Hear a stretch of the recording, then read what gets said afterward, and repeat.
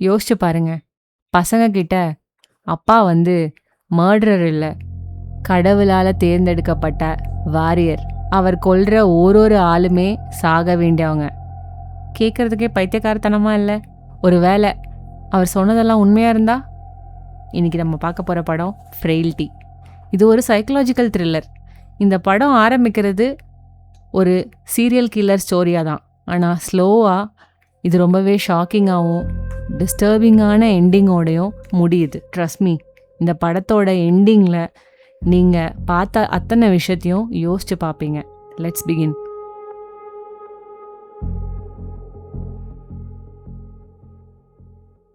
இந்த படம் ஆரம்பிக்கிறது டல்லாஸில்.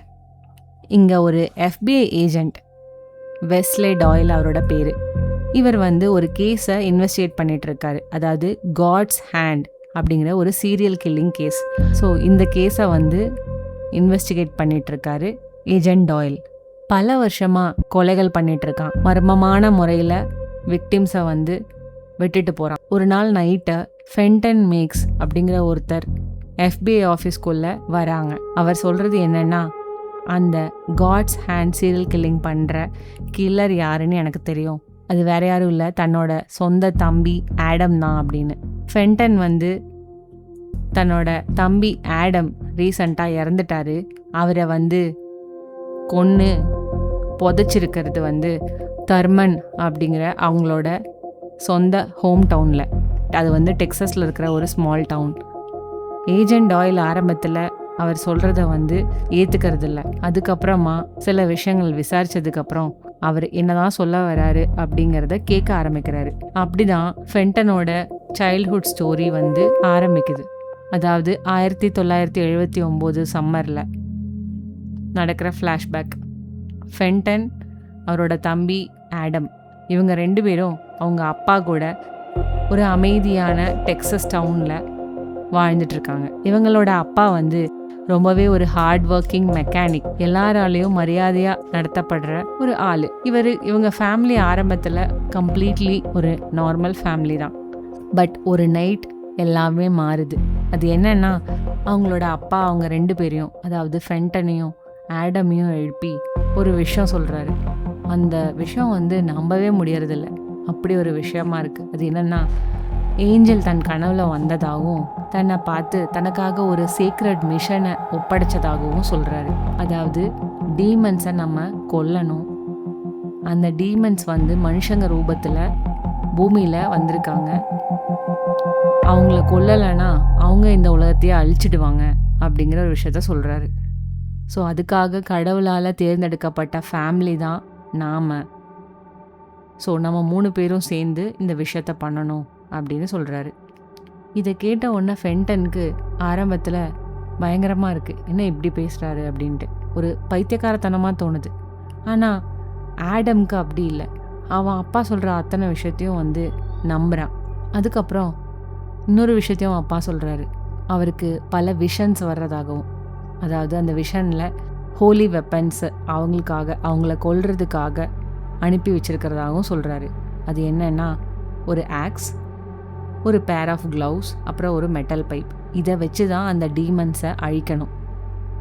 இதுதான் அவங்களோட மர்டர் வெப்பன்ஸ். அதுக்கப்புறம் ரொம்ப அதிக நாள் எடுக்கலை, கொஞ்ச நாள்லேயே அவன் அப்பா ஒரு விக்டிமை பிடிச்சிட்டு வராரு. அது யாருன்னா ஒரு லேடி. ரொம்ப பயந்து போன அந்த லேடியை தரத்தரன்னு இழுத்துட்டு வீட்டுக்குள்ளே கொண்டு வராரு. இவன் அப்பா சொன்ன அத்தனை விஷயம் உண்மைதானா அப்படின்னு சொல்லி ஃபென்டன் வந்து பயப்படுறான். உண்மையாகவே அந்த லேடியை கொல்ல போகிறாரான்னு. அந்த லேடியோட தலையில் அவன் அப்பா கையை வைக்கிறாரு. சடனாக அவர் ஏதோ விஷயத்தை விட்னஸ் பண்ணுற மாதிரி, அவருக்கு விஷன்ஸ் தெரியற மாதிரி அவர் ஃபீல் பண்ணுறாரு. அதுக்கப்புறம் கொஞ்சம் கூட யோசிக்காமல் அந்த ஆக்ஸ் எடுத்து அந்த லேடியை கொல்றாரு கொடூரமாக. இதை 2ஐயும் பார்த்துட்டு இருக்க அவங்களோட பசங்களை வச்சு அந்த லேடியோட பாடியை தன்னோட வீட்டுக்கு பின்னாடி இருக்க ரோஸ் கார்டனில் புதைக்கிறாரு. இதை பார்த்த ஃபென்டன் வந்து ரொம்பவே பயப்படுறான், அதிர்ந்து போகிறான். அதுக்கப்புறம் அவன் அப்பா சுத்தமாக வந்து பைத்தியமாயிட்டாரா அப்படின்னு யோசிக்கிறான். ஆனால் ஆடம் வந்து சொல்கிறான், இல்லை, அப்பா சொல்கிறது உண்மைதான், அவங்க டீமன் தான் அப்படின்னு சொல்கிறான். இந்த மாதிரி இவங்க 2 பேத்துக்குள்ளே இருக்கிற கருத்து வேறுபாடுனால இவங்க 2 பேருக்குள்ளே இருக்க இடைவெளி ஜாஸ்தி ஆகுது ஒரு நாளும். Back in the present agent டாயில் இந்த விஷயத்தையெல்லாம் வந்து ஃபென்டன் சொல்கிற இந்த ஸ்டோரிஸ் எல்லாம் கேட்டுட்ருக்காரு. அதுக்கப்புறமா டாயில் வந்து ஃபென்டனை கூப்பிட்டுட்டு தர்மனுக்கு போகிறாரு. அப்படி அவங்க காரில் போயிட்டுருக்கும்போது ஒரு விஷயத்த டாயில் சொல்கிறாரு. அது என்னென்னா, தன்னோட சொந்த அம்மாவும் கொலை செய்யப்பட்டுட்டாங்க. அந்த கொலையை பண்ண கில்லர் வந்து கிடைக்கவே இல்லை. இந்த விஷயம் தன்னை ரொம்பவே ஹார்ன் பண்ணிகிட்ருக்கு அவனோட வாழ்நாளில் பல நாளாக அப்படின்னு சொல்கிறாரு. அதுக்கப்புறம் ஃப்ளாஷ்பேக், அந்த கொலைகள் கண்டினியூ ஆகுது. அதாவது அவன் அப்பா அடுத்த விக்டிமை அப்டக்ட் பண்ணுறாரு. ஷாக்கிங்லி யாருமே அதை பார்க்குறதில்ல. ஆனால் அதுக்கு அவன் அப்பா சொல்கிறாரு, கடவுள் வந்து நம்மளை காப்பாற்றுவார், யார் கண்ணிலையும் நம்ம படமாட்டோம், பகலில் நம்ம கொன்னா கூட யாரும் நம்மளை பார்க்க மாட்டாங்க அப்படின்னு சொல்கிறாரு. அதே மாதிரி அவன் அப்பா வந்து அடுத்த விக்டிமை கொண்டு வந்து கொடூரமாக வெட்டி கொல்றாரு. இதை பார்த்த ஃபென்டனோட மனநிலை ரொம்பவே பாதிக்கப்படுது. நம்ம ஒரு ட்ராப்பில் மாட்டிக்கிட்டோமோ, தான் அப்பா கிட்ட தான் தம்பியை விட்டுட்டு போகவும் முடியல, இங்கேயே இருக்கவும் முடியல அப்படிங்கிற மாதிரி ஒரு ட்ராப்பில் மாட்டிகிட்டு இருக்கிறதா உணர்றான். ஒரு நாள் அவன் அப்பா சொல்கிறாரு, கடவுள் இன்னொரு விஷயத்த ரிவீல் பண்ணியிருக்காரு அப்படின்னு. அதாவது அவரோட விஷனில் ஃபென்டனும் ஒரு டீமன் தான், அதாவது தன்னோட முதல் பையனும் ஒரு டீமன் தான் அப்படின்னு. ஆனால் அதை அவன் அப்பா ஏற்றுக்க மறுக்கிறாரு. அதை இந்த நம்பிக்கையை டெஸ்ட் பண்ணுறதுக்காக ஃபென்டன் கிட்ட வீட்டுக்கு பின்னாடி பேக்யார்டில் ஒரு பெரிய குழி தோண்ட சொல்கிறாரு. ஃபென்டனும் பகல் மொத்தமாக கை புண்ணாகிற அளவுக்கு நிறுத்தாமல் அந்த குழியை தோண்டி முடிக்கிறான். அந்த குழியில் அவன் அப்பா வந்து ஒரு ஹிடன் செல்லர் ரெடி பண்ணுறாரு. அந்த செல்லர் வந்து சீக்கிரமாகவே ஒரு ஜெயிலாக மாறுது. ஃபென்டன் வந்து 3ஆவதாக நடந்த அந்த செல்லரில் அவன் அப்பா கொண்டு வந்து கொலையை பார்த்து ரொம்பவே பயந்து போய் ஓடி போய் அங்கே இருக்க லோக்கல் ஷெரீஃப்க்கு இன்ஃபார்ம் பண்ணுறான். எல்லாத்தையுமே நான் ஆரம்பத்துலேருந்து அப்போது வரைக்கும் நடந்த விஷயங்கள், கிட்னாப்பிங், மர்டர்ஸ், பாடிஸ் எல்லாமே. உடனே அந்த ஷெரீஃப் வந்து இவன் சொன்னதை கேட்டுட்டு, சரி இன்வெஸ்டிகேட் பண்ணலாம் வா அப்படின்னு சொல்லி கூட்டிகிட்டு போகிறாரு அந்த ப்ராப்பர்ட்டிக்கு. ஆனால் அவங்க போய் பார்க்கும்போது செல்லர் வந்து எம்டியாக இருக்கும், எல்லாமே நார்மலாக இருக்கும். அதுக்கப்புறம் ஷெரீஃப் வந்து சரி நான் கிளம்புறேன் அப்படின்னு சொல்லுவார். அப்போது ஃபென்டனோட அப்பா அதே ஆக்ஸால் அந்த ஷெரீஃபை வெட்டி கொன்றுவார். அதுக்கப்புறம் அவன் அப்பா ரொம்ப கோவப்படுவார். அதுக்காக ஃபென்டனை வந்து ரொம்பவே திட்டுவார். உன்னால தான், நீ பண்ண தப்புனால நான் ஒரு அப்பாவியை கொல்ல வேண்டியதாக போச்சு அப்படின்னு சொல்கிறாரு. ஃபென்டன் குழம்புறான். இத்தனை ஆளுங்களை கொன்று இருக்காங்க, இந்த ஷெரீஃபை கொல்லும்போது மட்டும் ஏன் கொன்னுட்டேன் அப்படின்னு சொல்கிறாங்க அப்படின்னா, கொன்னவங்க எல்லாம் வந்து டீமன்ஸ் தான், இப்போ கொன்னது மட்டும்தான் ஒரு அப்பாவியான மனுஷன் அப்படின்னு சொல்கிறாரு. பண்ண தப்புக்காக ஃபென்டனை வந்து அந்த செல்லரில் லாக் பண்ணி வைக்கிறாரு. பல நாள் போகுது. அப்புறம் அது வாரமாக மாறுது. கிட்டத்தட்ட பல வாரங்கள் வந்து ஃபென்டன் அந்த செல்லருக்கு அடியிலே வந்து தனியாக பயத்தோட சர்வை பண்ணுறான். ரொம்பவே பயந்து போகிறான், ரொம்ப உடஞ்சி போகிறான். அதுக்கப்புறம் அப்பா ஒரு நாள் அதை செல்லரை திறந்து பார்க்கும்போது ஃபென்டன் சொல்கிறான், இப்போ நீங்கள் சொல்கிறதெல்லாம் நான் நம்புகிறேன்ப்பா, என்னால் பார்க்க முடியுது கடவுளை, நான் நம்புகிறேன் கடவுளை இப்போது அப்படின்னு சொல்லி ரொம்ப வித்தியாசமாகவே பேசுகிறான். அதை கேட்ட உடனே அவன் அப்பாவுக்கு ரொம்ப சந்தோஷம் தாங்கலை.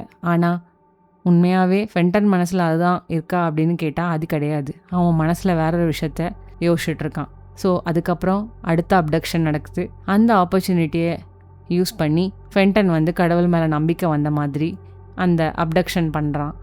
ஆக்ஸை எடுத்து அந்த விக்டிமை கொல்ல சொல்லி அவன் அப்பா ஃபென்டன் கிட்ட சொல்கிறான். அப்படி கிடைச்ச ஒரு சான்ஸை யூஸ் பண்ணி அந்த ஃபென்டன் வந்து அந்த விக்டிமை கொல்லாமல் தான் அப்பாவை வெட்டி கொல்றான். அதுக்கப்புறம் அவன் அப்பா சாகிறதுக்கு முன்னாடி ஆடம் காதில் ஒரு விஷயத்த சொல்கிறான். அந்த விஷயத்த சொல்லிவிட்டு அவன் அப்பா இறந்து போகிறான். அதுக்கப்புறம் அந்த விக்டிமை காப்பாற்ற ட்ரை பண்ணுற ஃபென்டன் திரும்பி பார்த்தா ஆடம் அந்த ஆக்ஸை கொண்டு வந்து அந்த விக்டிமை வெட்டி அவன் அப்பா கிட்ட அந்த விஷயத்த முடிச்சிருவான். ஸோ அதோட அந்த விக்டிம் அங்கே இறந்து போகிறான். இந்த கதை சொல்லி முடிக்கும் போது ஃபென்டனும் டாயிலும் வந்து ரோஸ் கார்டனுக்கு வந்துடுறாங்க. டாயில் நினைக்கிறான் அங்கே பாடிஸ் கிடைக்கும், அதாவது இறந்து போன ஆளுங்களோட பாடிஸை பார்க்கலாம் அப்படின்னு சொல்லி நினச்சி வரான். பட் அந்த வர வழியில் அந்த ரோஸ் கார்டனில் நடந்து போகும்போது இன்னொரு விஷயத்த சொல்கிறான். அது என்னென்னா, தான் வந்து ஆடம், ஃபென்டன் கிடையாது, ஃபென்டன் ஆல்ரெடி இறந்துட்டான் அப்படின்னு சொல்லி. அதுக்கப்புறம் இன்னொரு விஷயத்தையும் சொல்கிறான். எனக்கு வந்து அதே விஷன்ஸ் என் அப்பாவுக்கு கிடைச்ச அதே கிஃப்ட், டிவைன் கிஃப்ட் எனக்கும் கிடைச்சிருக்கு. என்னாலேயும் அந்த விஷயங்களை எல்லாம் பார்க்க முடியும். அந்த அவங்க பண்ண, அதாவது டீமன்ஸ் பண்ண கெட்ட விஷயங்களை எல்லாம் பார்க்க முடியும் அப்படின்னு சொல்கிறான். சடனாக ஏஜென்ட் டாயிலோட கையை அவன் பிடிக்கிறான். பிடிச்ச உடனே டாயிலோட சீக்ரெட், ஹாரிஃபையிங் சீக்ரெட் வந்து தெரிய வருது. அது என்னென்னா, அவனோட சொந்த அம்மாவை கொன்னது டாயிலாக தான் இருக்கும். அது மட்டும் இல்லாமல் இப்போது இந்த இடத்துக்கு ஆடம் டாயிலை கூப்பிட்டு வந்ததுக்கான காரணம் வந்து டாயிலோட பேர் வந்து அந்த கடவுள் கொடுத்த லிஸ்ட்டில் இருக்குது. ஸோ டாயில் எஸ்கேப் ஆகிறதுக்குள்ளே ஆடம் வந்து டாயிலை கொன்று அந்த ரோஸ் கார்டனில் புதைக்கிறான்.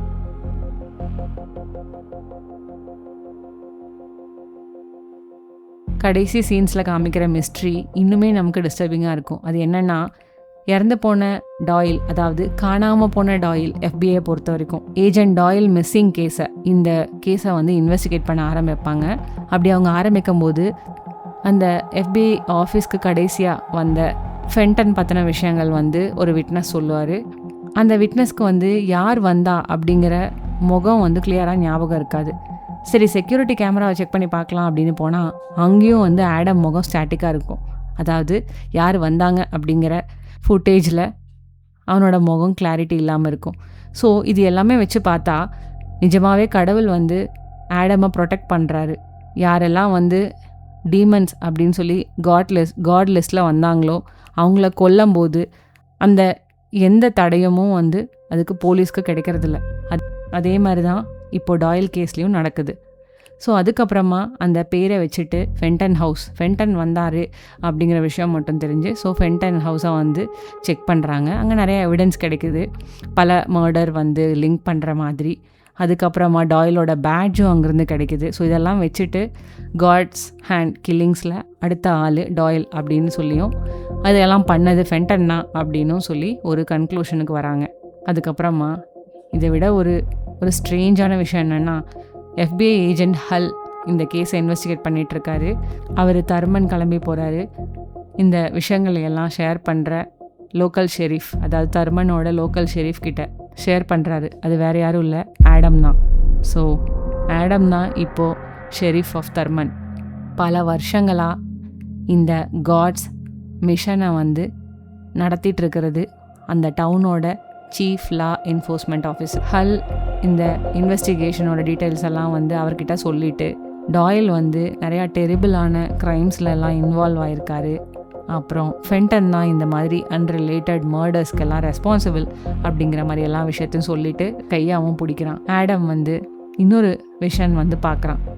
அது என்னென்னா, ஏஜென்ட் ஹல் ஒரு இன்னசென்ட் அப்படின்னு. ஸோ ஏஜென்ட் ஹல் வந்து டீமன் கிடையாது, இஸ் ஜெனுவன்லி குட் மேன் அப்படின்னு. அதுக்கப்புறமா ஹல் கிளம்புனதுக்கப்புறம் அவனோட ஒய்ஃப், அவளும் அங்கே டெப்யூட்டியில் ஒர்க் பண்ணுறா. அவள் கேட்குறா, எல்லாமே நார்மலாக இருக்குல்ல அப்படின்னு.